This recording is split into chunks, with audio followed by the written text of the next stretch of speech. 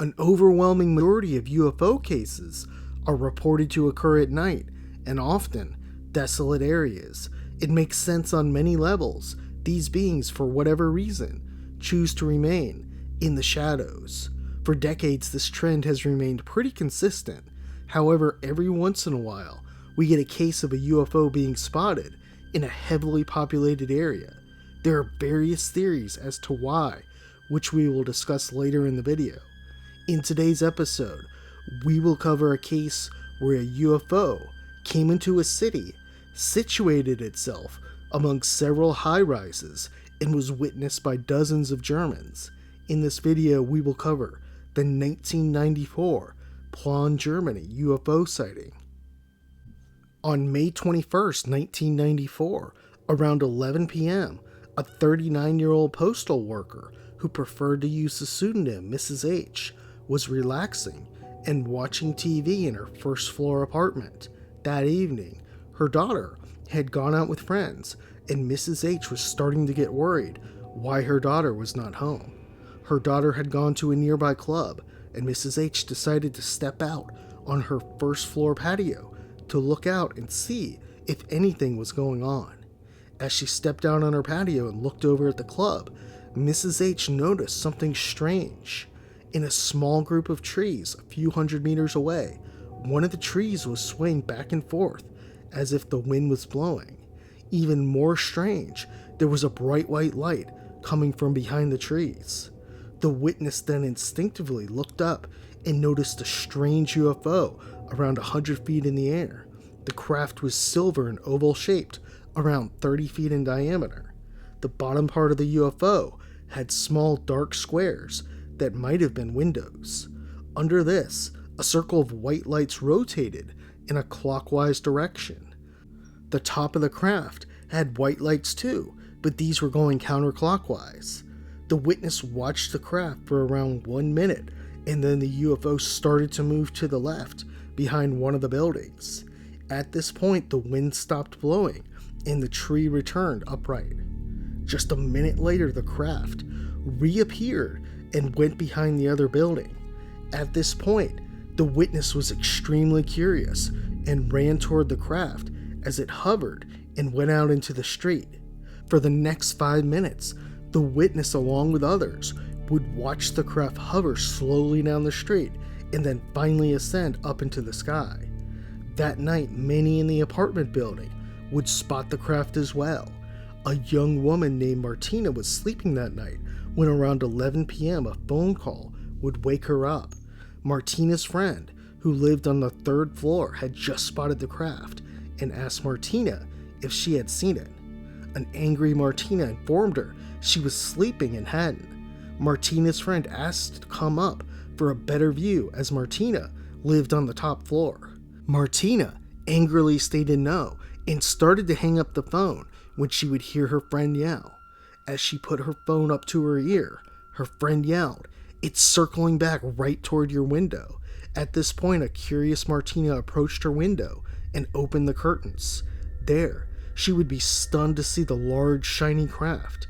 It was silver-shaped, had rotating lights, and interestingly, was only about 5 feet from her window. A panicked Martina screamed and ran to her daughter's bedroom. She woke her up and the two hurried down the stairs to her friend's apartment on the 3rd floor. After a few minutes, Martina and her friend would head out on the 3rd floor balcony. Carefully, they went further and further out on the balcony until they were looking down on the craft. It was hovering in the same spot, just lower, and a strong wind blew in the woman's direction. Soon the craft would tilt on one side and hover out of sight. After this, the women called the police, who soon arrived. However, the craft was nowhere in sight. That said, the police would inform them that the police station had received many calls about the object. The next day, the local paper would run an article on the event. Like we see many times with these, the paper tried to explain the incident as a natural event. They stated the phenomenon was caused by reflections from the disco spotlights in the clouds. Still, there was more evidence that something extraordinary did happen. The day after the event, The women reported they had clothes out on the balcony drying like usual. On top of the clothes was some sort of black suit. Several other residents reported this as well, and many stressed this had never happened before. After the incident, most residents were able to move on with their lives. Martina, though, was still quite traumatized from that night. In the weeks that followed the event, Martina would report hearing strange noises, like footsteps around the apartment, and also seeing lights once again. She eventually became so scared, she moved out of the apartment. 1 year later, when MUFON, a UFO research organization, came to interview her, the investigators attempted to convince her to go back to the apartment building, but Martina was so terrified she wouldn't even go near it. MUFON then handed out questionnaires in the area about the event. Unfortunately, though, only one person completed it. He or she would confirm, though, many of the same details. Some think the response was so low because people didn't want to be antagonized. Others think people just wanted to move on with their lives. What can we make of this case? UFO sightings are not rare by any means. However, UFOs seen in major cities and flying among the high-rises are very rare.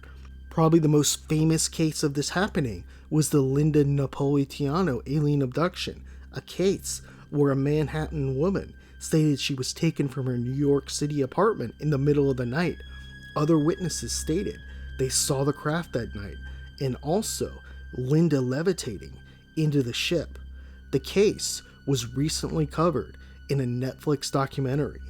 These types of cases raise all sorts of interesting questions around why these beings are in such heavily populated areas, and perhaps more importantly, why are they okay with being spotted? It appears the majority of the time UFOs are spotted in desolate areas, and often at night. There's a few theories on what they might be doing. The first is that the UFO wanted to appear invisible or camouflaged, but something malfunctioned, causing it to be visible. There are numerous reports of these crafts vanishing right in front of witnesses' eyes. This leads some to believe they do travel around heavily populated areas and observe what mankind is doing. We covered a case from Canada recently in which a hospital worker spotted a craft on top of another building. By all accounts, it seemed the UFO was having mechanical issues. A second theory from some is the UFO was doing some type of experiment as to gauge our reaction. This seems plausible, especially based on the behavior of the craft. One theory is that the craft was being piloted by a rogue operator. Could a disgruntled alien broken the rules and took its ship into a heavily populated area?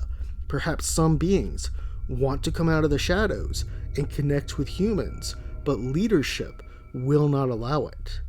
One final theory is that when these crafts come into heavily populated areas, these are military craft, or perhaps a crashed UFO that is rebuilt by humans and operated by humans. Perhaps these are experiments run by the government to gauge the public's readiness to learn the truth.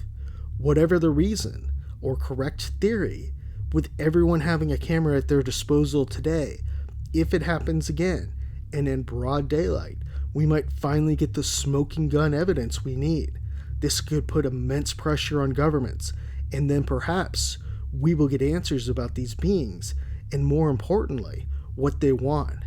However, some are concerned that these questions might better be unanswered.